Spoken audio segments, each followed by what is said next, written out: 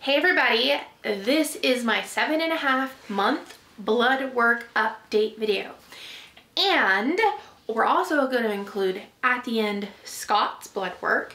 He is doing carnivore with me and he hits a different gender, age, body size demographic to show you guys how someone just 30 pounds overweight, he's not anymore, how his blood work and everything is doing, going from not carnivore, sad diet to carnivore with me for the past 7.5 months. We'll start with my overall cholesterol. February of 2021, it was 250. September of 2022, it was 254. And then as of today, it is 250 again. Hasn't really changed much. I'm not too concerned about it. You know, it is what it is. My HDL cholesterol of 2021 was 49. It actually dropped to 42 September of 2022. And as of now, it is 50, which means it's going back up. And this I truly think is because of the exercise that I've been doing. Along the lines of improving my HDL, we can do that by exercising. So Scott and I have been walking 2.5 to 3 miles every single day. The doggos absolutely love it. However, I sweat a lot. I am still fat, if you did not know this. And I can easily get my electrolytes off balance. So I have been using almost daily my LMNT, which is pronounced element. They come in individual packages. Depending on how much exercise we've done, I will either take an entire one or I will do half and give Scott the other half. I really like them because they have 1,000 milligrams of sodium, they have 200 milligrams of potassium and 60 milligrams of magnesium. That is excellent because, again, I sweat a lot. Plus, Scott likes the taste of it. We get the unflavored kind. I don't like anything that resembles any kind of taste of sugar. I am a carb and sugar addict. So for me, there is no sweetness to it. The best part, I have autoimmune, so I am very sensitive to things. This has no sugar, no coloring, no artificial ingredients, no gluten, no fillers of any kind that I react with. Also, it helps things with not only keeping my electrolytes in balance, headaches, muscle cramps, fatigue, and the sleepiness that can go along with having imbalanced electrolytes. Right now, LMNT is offering a free 8-pack sample pack with any purchase. You can try all the flavors, like this one is citrus salt, instead of buying the entire box and not liking them. I think it's really economical and you can decide what you like or don't like with your packages. You just have to go to drinklmnt.com/carnivore'sme. That is drinklmnt.com/carnivore'sme to get your free sample pack with a purchase. 2021, my LDL cholesterol was 148.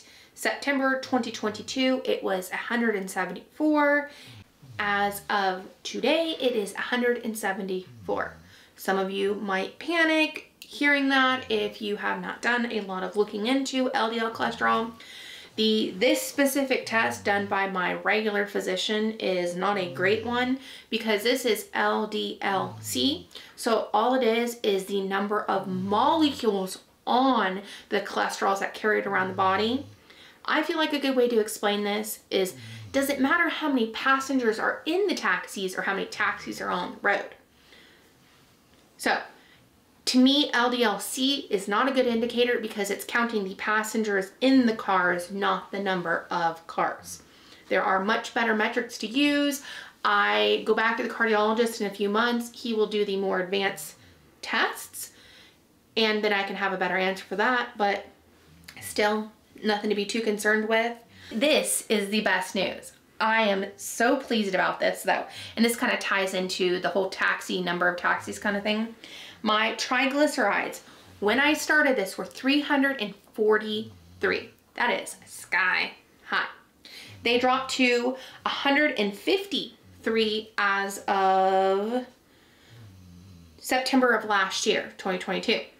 Now, as of today, they are 106. I am so proud of myself. This is excellent. Because here's the thing, this is how it ties into with like LDL thought. VLDL is very low density lipids. They are the taxis that carry around mostly triglycerides in our blood. Triglycerides are excess consumed energy transformed into fat stores. So, right? So you eat too much, your body turns that excess energy to triglycerides. Triglycerides are then put into your fat cells. So your body produces more VLDL, more taxis if your triglycerides are higher. And why this is important is VLDL, they're small little particles. They are what get stuck and cause the plaque buildup in our arteries. Lower triglycerides, lower VLDL means less taxis on the road, less congestion. So I'm excellent and just so pleased at this improvement. As far as my CBC, which is my complete blood count, everything is within normal. It has every single time. If you want the specifics, my suggestion is just go look on the website. I don't think there's any reason to go through like my lymphocytes, monocytes, my white blood cells. They're all within normal, which is good. My red blood cells are fine. My hematocrit's great. My hemoglobin's good. It's all good. It's all been fine from the start anyways. But another good one is my comprehensive metabolic panel. This checks things like glucose, your creatine, your BUN, sodium, potassium, all sorts of these things. My fasting glucose, when I had this done on the 17th, was 78, which is excellent. Had my glucose been 78 when I first started, I probably would have had the shakes. I would have felt like I was gonna pass out. I would have felt terrible. My BUN, creatinine ratios are good. Sodium, potassium, chloride, everything is within normal limits. My protein, globulin, all of that. But here is what I am actually really excited about this one. My alanine aminotransferase, the ALT, it is a liver enzyme, is normal. It was high, I believe it was 54 last time, and now it's 29. That means my liver is healing. I kind of already knew this because I had my ultrasound done. You can watch that video if you're interested about that. And my liver ultrasound showed I was severe fatty liver when I started. I am considered mild fatty liver now, which is amazing. Our livers are very regenerative, and it just tells me one other thing. My body is continuing to heal. My A1C, which is pretty much are you a diabetic or not, or part of the tests, was 7.1 in the beginning of 2021. As of September of last year, it was 5.4, and I am happy to announce my A1C is now 4.9. My A1C is better than Scott's. Not that his is bad, but mine's better than his. When I see the cardiologist again, I'm gonna have him do a fasting insulin test as well, because I'm very curious how that's going.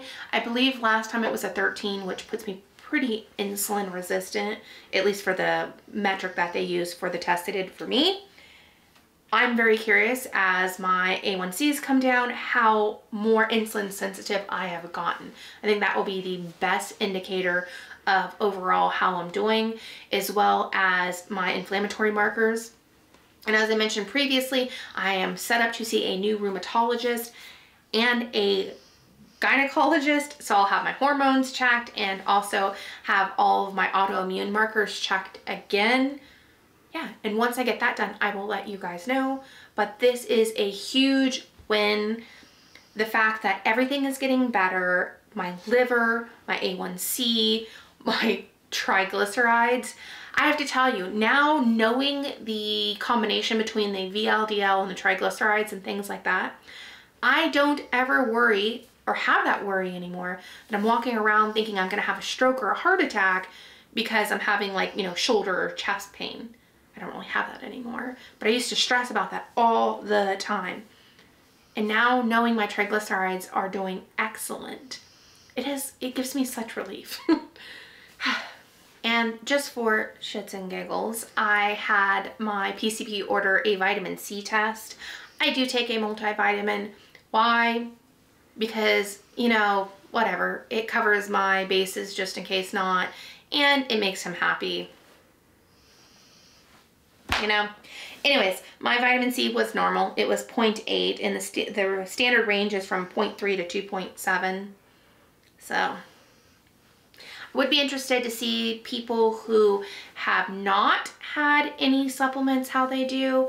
Again, it's a personal choice. I know a lot of people say you don't need them, and that I think is definitely for them.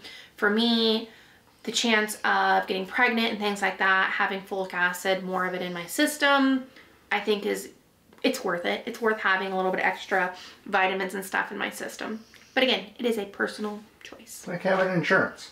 I use my multivitamin like an insurance plan. I forgot we were doing Scott's blood work too. I'm so...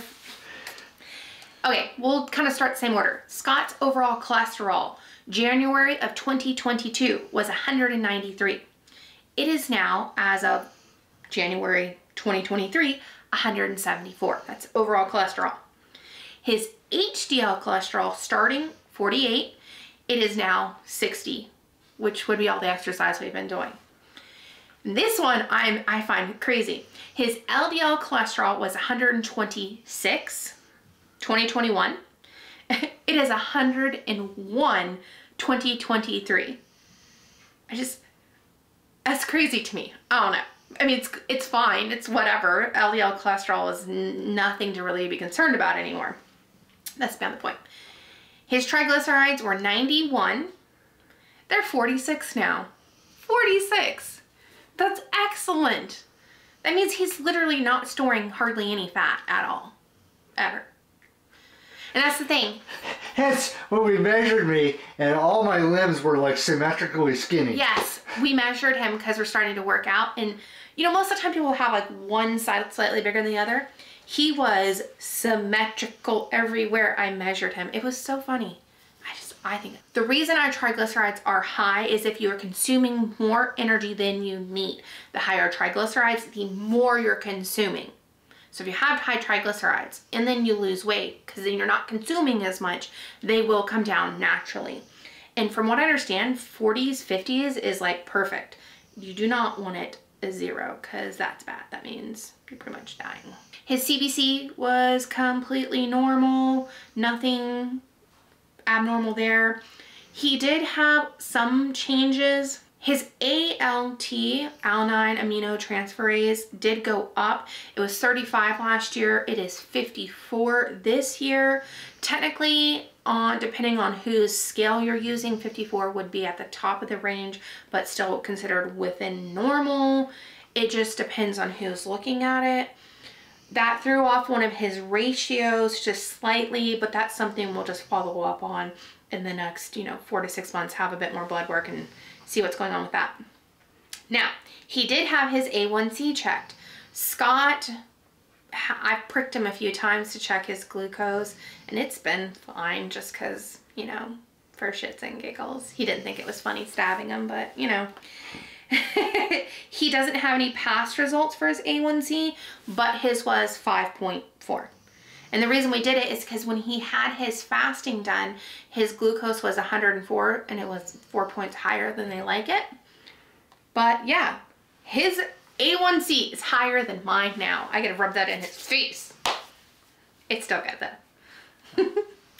Anyways, I hope you guys got something out of this. Do keep in mind, Scott is older than me. Scott is 50, male. He's never been obese. He lost 30 pounds. He's been, he's 5'10". 5'10". 5'10". 5'10" and a half with good posture. 5'10" and a half with good posture. So he's never been obese. He hits a completely demographic mark than myself. Me being female, I'm 33. I've been overweight for like most of your life? Most of my teen and my full adult life I've been morbidly obese. It's very interesting, I think, to see the difference in the blood work. It'll also be really interesting for me to see how my blood work changes and adjusts as time progresses. Anyways, thank you guys, and I'll talk to you soon. Bye.